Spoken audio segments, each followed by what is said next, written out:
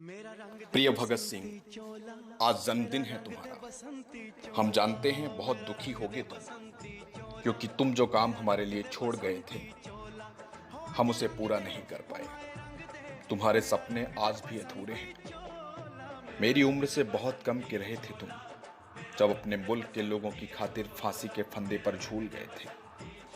सरकारी दस्तावेजों में तुम आज भी आतंकवादी और राजद्रोही हो। यही खेल है इस सत्ता का। जो इसके राज जान लेता है उसे आतंकवादी करार दिया जाता है। सत्ता का चरित्र हर जगह एक जैसा है, चाहे ये विदेशियों के हाथों में हो या अपने ही मुल्क के चंद लोगों के हाथों में हो। जुल्म करने से ये बाज नहीं आती। तुम्हें भी तो यही डर था ना कि सत्ता अगर गोरों के हाथों से निकलकर अपने देश के बुर्जुआ वर्ग के हाथों में आ जाएगी तब भी हम गुलाम ही रहेंगे। हुआ भी वही। तुम चले गए कॉमरेड, और पीछे छूट गई मजदूरों किसानों के हक की लड़ाई। जो आज भी कोई लड़ने को तैयार नहीं है। जो लड़ता है उसे शहरी नक्सल, आतंकवादी, देशद्रोही और भी ना जाने क्या क्या कहा जाता है। तुम्हारे मुल्क के युवा राजनीति नहीं करना चाहते। नौजवानों को अपनी ही लोगों की पीड़ा का एहसास नहीं है भी तो सबकी जुबानें सिली हुई हैं। तुम भी राजनीति करते थे, तुम भी तो लड़ा करते थे इस मुल्क के लोगों के आत्मसम्मान की लड़ाई। तुम्हें तो कभी नहीं लगा कि ये नौजवानों का काम नहीं। तुम नहीं कतराए इंकलाब लिखने से। तुम्हारे मुल्क के लोग आज धर्म की चरस के नशे में इस कदर डूबे हैं कॉमरेड कि इंसान होने का सबक ही भूल गए हैं। कॉमरेड, अब सब बदल गया है, इतना कि तुम खुद अपनी ही जमी को नहीं पहचान पाओगे, या शायद तुम्हारी यादाश्त हमारे जितनी कमजोर नहीं होगी। हम तो हमारे साथ हुए हर अन्याय को आंसू के साथ बहा देते हैं। तुम्हें तो सब याद होगा ना, जब तुम जलियांवाला बाग की दीवार पर गोलियों के निशान देखोगे। तुम्हारे भीतर फिर वही भगत जाग जाएगा जिसे लोग उद्दंडी आतंकवादी कहते हैं।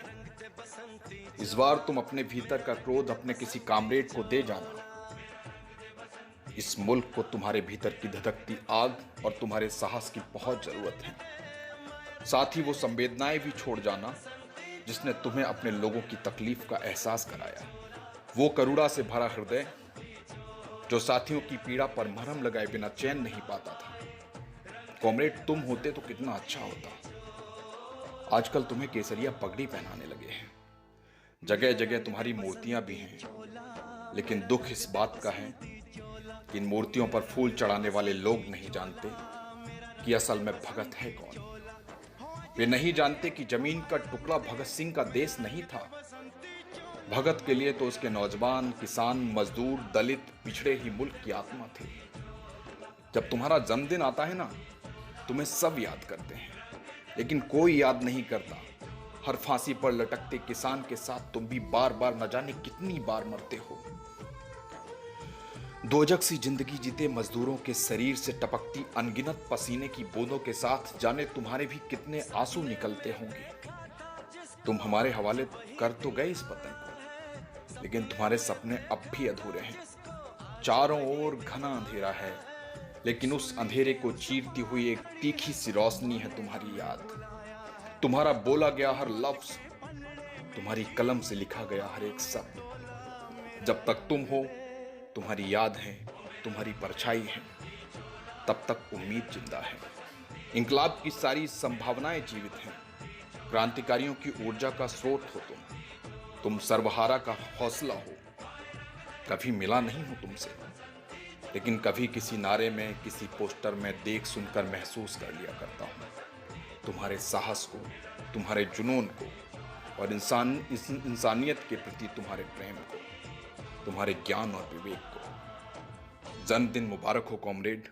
हम नहीं चाहते कि हमारे शब्द तुम्हें ना जानने वालों की आवाजों में कहीं गुम हो जाएं।